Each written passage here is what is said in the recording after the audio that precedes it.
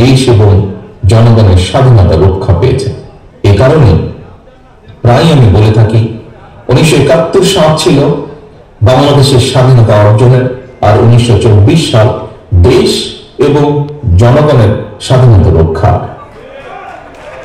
এমন পরিস্থিতিতে ফ্যাসিবাদ মুক্ত পরিবেশে এবারের বিজয় দিবস অবশ্যই অনেক বেশি আনন্দের, গৌরবের এবং অনেক বেশি অর্থবহ এবং তাৎপর্যপূর্ণ।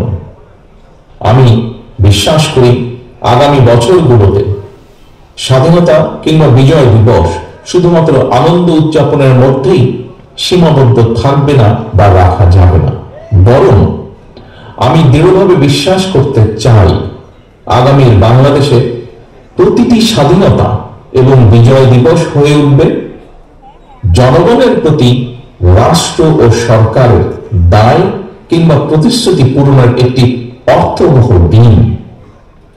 প্রিয় উপস্থিতিবৃন্দ, 1975 সালে নভেম্বরের পূর্ব পরিস্থিতি কিংবা মাফিয়া শাসনের গত 1.5 দশক উভয় সময় শাসনকাল পর্যালোচনা করলে কিন্তু একটি বিশেষ লক্ষণীয় দিক ফুটে ওঠে। কি সেটি? উভয় সময়ই আমরা দেখেছি বাংলাদেশের স্বাধীনতা, সার্বভৌমত্ব প্রায় বিপন্ন হয়ে পড়েছিল। জনগণ দেখেছে দেশের স্বাধীনতা, সার্বভৌমত্ব বিপন্ন করে দেওয়া ষড়যন্ত্র বাস্তবায়নের অংশ হিসাবে সুকৌশলে নাগরিকদের সকল গণতান্ত্রিক রাজনৈতিক অধিকারকে কেড়ে নেওয়া হয়েছিল, হরণ করা হয়েছিল জনগণের ভোট প্রয়োগের অধিকার, জনপ্রতিনিধি নির্বাচনী ব্যবস্থাকে একদম ধ্বংস করে দেওয়া হয়েছিল। সুতরাং এটি স্পষ্ট জনগণের গণতান্ত্রিক অধিকার, জনগণের ভোট প্রয়োগের অধিকার বহাল এবং কার্যকর থাকা না থাকার সঙ্গে দেশের স্বাধীনতা, সার্বভৌমত্ব সুসংহত থাকা না থাকার একটি গভীর সংযোগ কিংবা সম্পর্ক রয়েছে। অর্থাৎ রাষ্ট্রের নাগরিকদেরকে রাজনৈতিক এবং অর্থনৈতিকভাবে ক্ষমতাহীন করে দেওয়া গেলে দেশের স্বাধীনতা, সার্বভৌমত্ব এমনকি রাষ্ট্রের আভ্যন্তরীণ শৃঙ্খলাও দুর্বল এবং বিপর্যস্ত হয়ে পড়ে।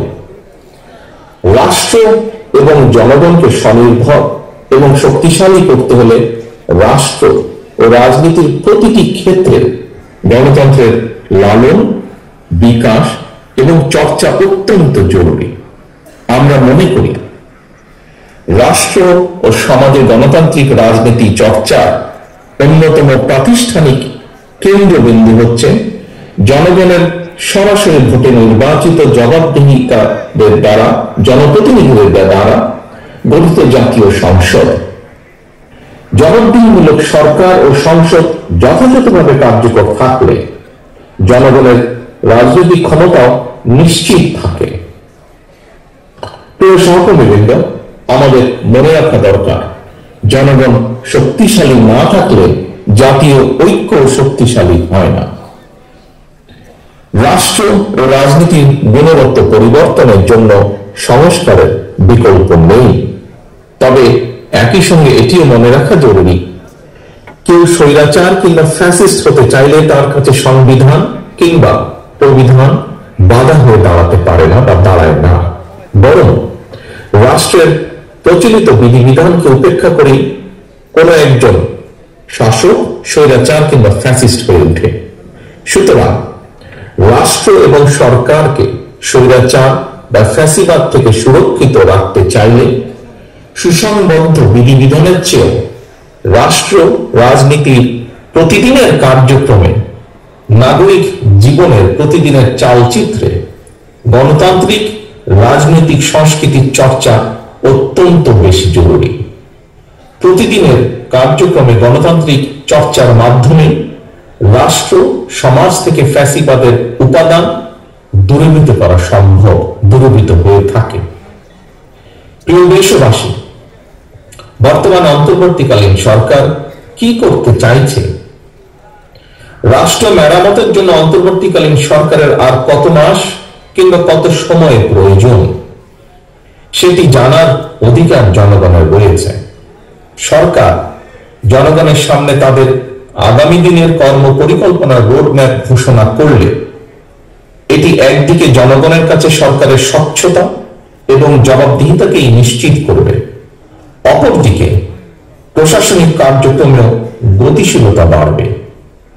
তবে অন্তর্বর্তীকালীন সরকারের আগামী দিনের কর্ম পরিকল্পনার রোডম্যাপ ঘোষণার কথা শুনলেই যদি উপদেষ্টাদের চেহারায় অস্বস্তির ছাপ ফুটে ওঠে, সেটি হবে অবশ্যই গণ আকাঙ্ক্ষা বিরোধী। সরকার তাদের সকল কার্যক্রমের মাধ্যমে জনগণের কাছে যত বেশি স্বচ্ছ থাকবে, জনগণও সরকারের প্রতি তত বেশি সমর্থনের হাত প্রসারিত রাখবে।